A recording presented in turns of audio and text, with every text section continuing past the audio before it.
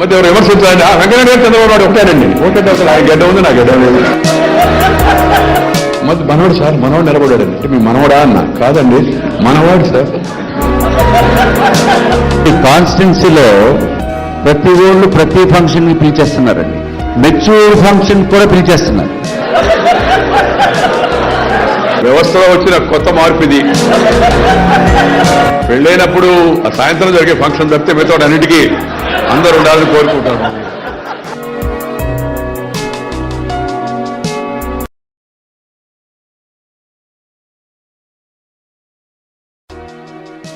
శాసనసభ మండలి సభ్యులకు శిక్షణ నిమిత్తం హైదరాబాద్ లో ఏర్పాటు చేసిన కార్యక్రమంలో కేంద్ర మంత్రి వెంకయ్య నాయుడు అనర్గళంగా ప్రసంగించి ఆకట్టుకున్నారు.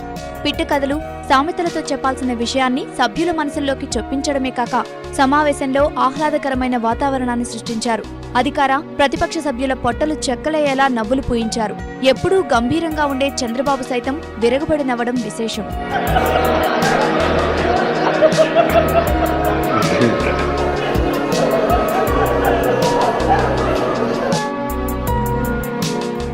ప్రసంగం అనంతరం సభ్యులు అడిగిన ప్రశ్నలకు వెంకయ్య నాయుడు తనదైన శైలిలో సమాధానాలిచ్చారు. ఈ ధనము, కులము, మతము ఈ మూడిటి యొక్క ప్రాధాన్యత పెరిగిపోయింది. గుణము అసలు ఉండాల్సింది ఉందో దాని ప్రాధాన్యత తగ్గిపోయింది.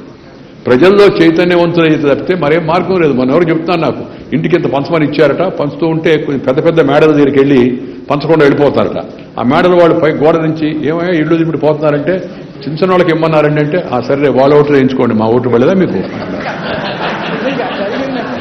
ప్రజాసేవలో కులమతాలకు అతీతంగా తన మన తారతమ్య భేదాలు లేకుండా పనిచేయాలని సభ్యులకు సూచించారు. కానీ ప్రజలు దురదృష్టవశాత్తు కొంత ఈ దుష్పరిణామాలకు వీటికి మనవాడండి మనవాడు మనవాడు ఏంది మనవాడు ఏంది మధ్య మనవాడు సార్ మనవాడు నిలబడాడండి అంటే మీ మనవాడా అన్న కాదండి మనవాడు సార్. ఆ మధ్య ఎవరు విమర్శించాలండి వెంకయ్య గారు చంద్రబాబు నాయుడు ఒకటేనండి ఒకటే అవుతాడు ఆయన గడ్డ ఉంది నా గడ్డ లేదు. ఆయన తెలుగుదేశం నేను భారతదేశం. ఆ మధ్య ఎన్టీ రామారావు గారి గురించి అట్టే చెప్పారు. నాదెండ్ల భాస్కరరావు ఉదంతం జరిగినప్పుడు ఇద్దరు ఒకటేనండి అంటే ఆయన ఒకటే. నేను వెంటనే ఆలోచించాను, నాకు కొద్దిగా కొన్ని విషయాలు షార్ప్గా రియాక్షన్ వస్తుంది. వెంటనే ఆలోచించాను ఆయన ఏంది అన్నా, ఆయన ఎవరు సార్ అన్నాను. అది ఆయన చేసిన ఆయన భాస్కరరావు ఏందన్నాను, నాదెండ్ల భాస్కరరావు ఏందన్నా. అది కూడా ఆయన కూడా అదే అనుకోండి. నువ్వు చెప్పేది కాలం అయితే ఈయన పోయి ఆయన వస్తే మంచి తేడా ఉంది. ఆయన కూడా మనోడే కదా మీ భాషలో. భాజపా సభ్యుడు విష్ణుకుమార్ రాజు అడిగిన ఓ ప్రశ్న సమావేశంలో నవ్వులు తెప్పించింది. సార్, ఈ కాన్స్టిట్యున్సీలో ప్రతి ఊళ్ళు ప్రతి ఫంక్షన్ కి పిలిచేస్తున్నారండి, మెచ్యూర్ ఫంక్షన్ కూడా పిలిచేస్తున్నారు.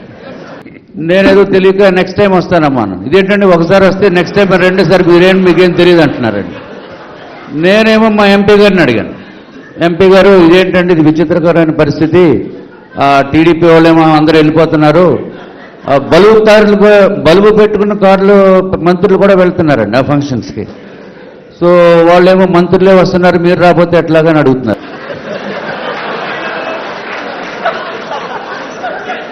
ఈ మధ్యకాలంలో వ్యవస్థలో వచ్చిన కొత్త మార్పు ఇది. పెళ్ళైనప్పుడు సాయంత్రం జరిగే ఫంక్షన్ తప్పితే మిగతా అన్నిటికీ అందరూ ఉండాలని కోరుకుంటాను. మనం పిలవలేదనుకోండి మనకు కూడా అనిపిస్తుంది, ఎందుకంటే అలవాటు అయిపోయింది కదా. పిలవకుండానే ఫంక్షన్ పెట్టుకున్నాడు కదా ఆయన మామూలుగా.